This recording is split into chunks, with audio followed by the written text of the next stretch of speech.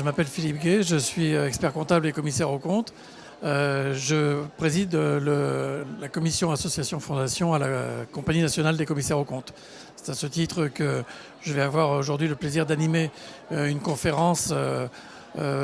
pilotée par la Compagnie nationale des commissaires aux comptes avec l'ordre des experts comptables sur la présentation des dispositions de l'ordonnance de simplification pour la vie associative, à laquelle donc, nous avons invité le délégué interministériel à la vie associative et à la jeunesse. Nous avons également donc plusieurs témoins qui vont venir témoigner sur les dispositions donc, de cette ordonnance de simplification et les effets qu'on en escompte sur le quotidien de la gestion des associations. Parmi les outils traditionnels effectivement que les associations peuvent utiliser pour convaincre les mécènes, bien évidemment, toutes les formes de communication sont les bienvenues et elles ont même d'ailleurs été définies par le législateur dans une loi qui remonte à 1991, dans lequel la loi dit que les associations donc, peuvent organiser des campagnes nationales d'appel à la générosité du public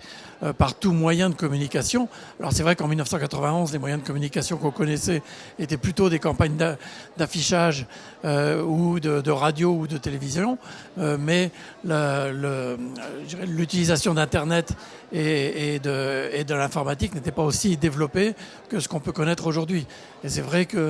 la vie associative et le secteur associatif s'est largement emparé de l'outil Internet, parce que bon nombre d'associations maintenant ont développé leur propre site Internet ou font appel à des cabinets pour mettre en place donc, leur site web, leur portail Internet, à travers lequel ils peuvent faire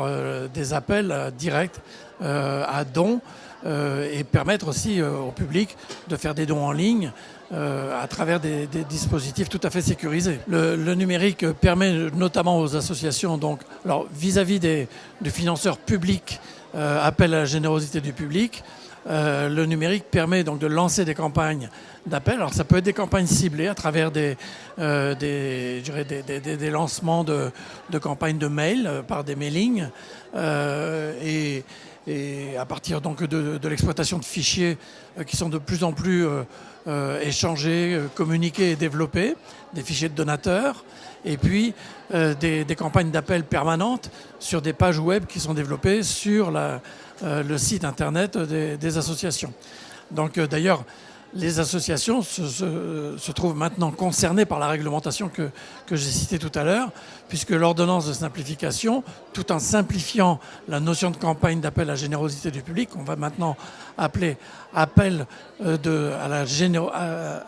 public à la générosité, on a inversé les termes, vont englober la capacité qu'ont les associations à faire des campagnes à travers des sites internet, ce qui n'était pas le cas dans la loi de 91, comme je l'ai expliqué tout à l'heure. Par contre, là où on va simplifier, c'est que des seuils vont être mis en place, c'est-à-dire que les associations seront exonérées de toutes ces formalités administratives dès lors qu'elles n'auront pas dépassé un certain seuil, qu'on ne connaît pas encore officiellement pour l'instant, puisque les décrets n'ont pas encore été publiés, mais on s'attend probablement à ce que ce soit le fameux seuil de 153 000 € qu'on connaît par ailleurs, puisque c'est celui qui déclenche l'obligation d'avoir à établir des comptes annuels, à les faire certifier par un commissaire aux comptes et à publier ces comptes sur les sites des journaux officiels. Les accompagnements de la profession, alors quand on est commissaire aux comptes, bien évidemment, dès lors que les associations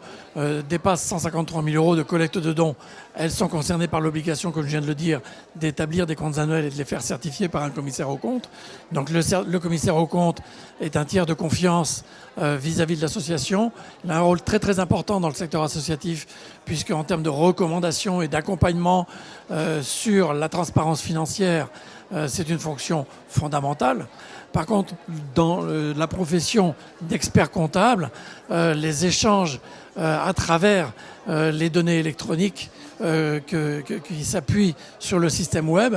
sont de plus en plus usités, et les cabinets d'experts comptables maintenant proposent de plus en plus généralement aux associations des systèmes de web comptabilité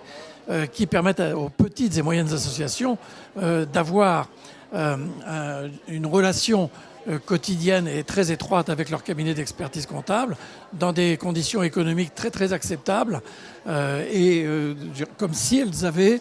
un logiciel très performant à leur disposition, alors que celui-ci est en relation par le système Internet. C'est un phénomène qu'on constate et que j'observe depuis des années. Le secteur associatif se professionnalise de plus en plus, ce qui devient une nécessité aussi pour faire face à un environnement économique difficile, concurrentiel aussi. L'offre de services associatifs se professionnalise parce qu'elle doit être la plus précise possible, la plus adaptée aussi aux besoins de la population, des usagers, c'est un terme qu'on utilise dans le secteur associatif, de façon à ce que les associations soient le plus proches possible je dirais du public auquel elles s'adressent. L'utilisation du numérique est absolument indispensable dans ce contexte. Et c'est un outil qui devient maintenant utilisé d'une manière très courante et indispensable aussi au quotidien dans la relation qu'on peut avoir avec les usagers. C'est vrai que l'outil numérique permet d'avoir des échanges de plus en plus rapides et d'être de plus en plus réactifs par rapport à des demandes, par rapport à des attentes. Alors, ça a des avantages, ça a des inconvénients aussi, ce que tout le monde, sait analyser aujourd'hui. Néanmoins, par rapport aux avantages, je pense qu'il faut reconnaître cette vertu que la rapidité nous permet d'obtenir.